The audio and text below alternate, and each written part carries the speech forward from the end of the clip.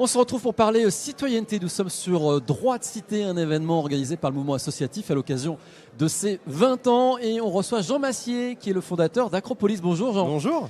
Ravi de vous avoir avec nous. Ouais. Jean, vous évoluez dans le domaine des médias et précisément sur les nouvelles plateformes en ligne vidéo et vous intéressez de longue date à la citoyenneté. Ouais. Acropolis, finalement, c'est une chaîne, on va dire, citoyenne. Complètement, ouais. Ouais, c'est ça. C'est une chaîne citoyenne parce qu'elle est faite par des citoyens, mais j'ai envie de dire comme toutes les chaînes, mais nous surtout parce qu'on essaye de s'adresser à des citoyens, des jeunes en l'occurrence, pour essayer de leur permettre d'être des citoyens. Alors, on va rentrer dans le détail pour qu'on comprenne bien ce qu'est Acropolis. Il y a quelques années, on parlait des questions à l'Assemblée nationale diffusées sur France 3 qui duraient, que personne ne regardait. Ouais. Et vous avez réinventé le truc Ouais. et vous commentez ça comme un match de foot, comme des jeux vidéo. Comme une partie de jeux vidéo, la séance de questions au gouvernement que tout le monde connaît sans la comprendre, c'est un truc que j'ai voulu réinterpréter pour permettre à chacun de la comprendre précisément et donc d'avoir les clés de compréhension de ce qui est en train de se passer. Et ben c'est un peu comme un match de foot ou une partie de jeu vidéo. J'ai besoin qu'un commentateur me dise pourquoi est-ce que ce qui se passe sous mes yeux est intéressant. Qu'est-ce qui est là ? Ah, il y a un hors-jeu, j'avais pas compris. Enfin, ce genre de choses-là. C'est con, mais quand on regarde du foot, on est habitué à avoir un commentaire. Essayez de regarder du foot sans commentaire, vous allez voir que c'est bizarre. Et ben moi j'ai fait pareil. Je me suis dit il faut présenter le monsieur avec son costard là qui est en train de parler. C'est qui ? D'où il vient ? Pourquoi il parle de ça ? Et pourquoi est-ce que sur les bancs d'en face ils sont en train d'être en colère ? On a besoin d'avoir les clés de compréhension. Alors, quand on bosse en politique depuis des années, on sait, on comprend, on connaît. Mais quand on n'y bosse pas, c'est normal de ne pas comprendre. Et le problème, c'est que quand on ne comprend pas, du coup, on voit cette séance, et cette espèce d'émission bizarre, comme une espèce de mauvais théâtre qui donne une très mauvaise image de la politique, c'est vrai. Et on n'arrive pas à saisir en fait l'intérêt politique et citoyen qu'il y a derrière. Et moi, ça, c'est mon rôle. Voilà, et ce qui est intéressant, c'est que vous imitez le ton, évidemment, d'un commentateur sportif. Il y a de l'engagement, vous expliquez, c'est très intéressant. Et en même temps, vous ne faites pas de politique politicienne. Non, c'est pas du tout un projet qui essaie de donner son avis. Je suis pas là pour dire si le député a raison ou tort. C'est pas le sujet. Je suis là pour dire qui il est, pourquoi il parle de ça, parfois pour réagir au ton, etc.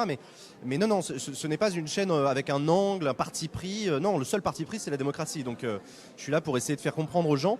Et c'est vrai que ça, c'est plutôt rare sur Internet. Sur Internet, depuis bientôt plus de 10 ans, on voit effectivement des gens créer des médias, créer des blogs, des plateformes, des comptes Twitter, dans un but d'exprimer une opinion. Ce qui est très bien et très important pour la démocratie. Et moi, j'ai fait le choix... pas inverse, mais différent, de dire mais je vais pas vous dire ce que je pense moi, on s'en fout, c'est pas le sujet. Et vous ne moquez pas non plus. Et je ne moque pas non plus. Parfois, je vous cache pas que c'est pas facile. Hein. Il y en a comme 2-3 qui sont caricaturaux. Auquel cas, j'hésite pas à éclater de rire. Hein. C'est pas, je me réfrène pas. Mais voilà, non, je ne donne pas mon opinion. Bon, vous avez l'impression de finalement faire de l'éducation à la citoyenneté quand vous êtes sur Twitch en direct ? C'est ça, je fais de l'éducation à la citoyenneté, Auprès je fais de l'accompagnement citoyen. Twitch, c'est plutôt une plateforme de jeunes. Vous connaissez votre public ? Oui, entre 15 et 35 ans. Beaucoup trop de garçons par rapport au nombre de filles, donc c'est quelque chose qu'on est en train de rééquilibrer. Et surtout, c'est un public éloigné. Je ne m'adresse pas à des étudiants en sciences politiques, à des étudiants en droit, à des militants, à des connaisseurs, etc. Ces gens-là n'ont pas besoin de moi, ils ont d'autres médias pour eux, il n'y a pas de problème. Ils sont combien vous regardez en direct alors ? Plusieurs milliers. Ça dépend des émissions. Mais qu'est-ce qu'ils vous disent ? Pourquoi ils regardent ? Ils regardent précisément parce qu'il y a une différence fondamentale entre le média que je fais et les autres médias, c'est l'interactivité. C'est-à-dire que toutes mes émissions sont en direct, mais plus qu'être en direct, elles sont interactives. J'ai un chat qui défile avec le public qui du coup n'est pas un audimat, mais un participant plutôt de l'émission. Et donc je construis mon émission en direct avec mon public qui du coup réagit, je lui pose des questions, c'est comme si vous et moi en train de discuter, on avait à côté des gens qui nous regardent et qui nous demandaient « mais au fait j'ai pas bien compris là ce qu'il disait tout à l'heure, est-ce qu'il peut préciser ?» Et bah pouf, je réagis, on réagit et du coup c'est ça qui fonctionne, c'est cette espèce d'inclusion. C'est pas un média vertical descendant, c'est un média presque bottom-up si on veut, mais qui fait participer les gens. Et ça crée un ton, ça crée une manière de faire qui réconcilie en fait beaucoup des jeunes qui depuis longtemps ne regardent plus la politique. Et d'ailleurs, il y en a beaucoup qui me disent c'est sympa, j'ai pas l'impression de regarder de la politique. Ça fait 1 heure que je regarde l'émission. Et en fait, ça fait 1 heure qu'on parle de sujets politiques. On parle de Brexit, on parle de François Fillon, on parle de trucs du moment, en fait, d'actualité.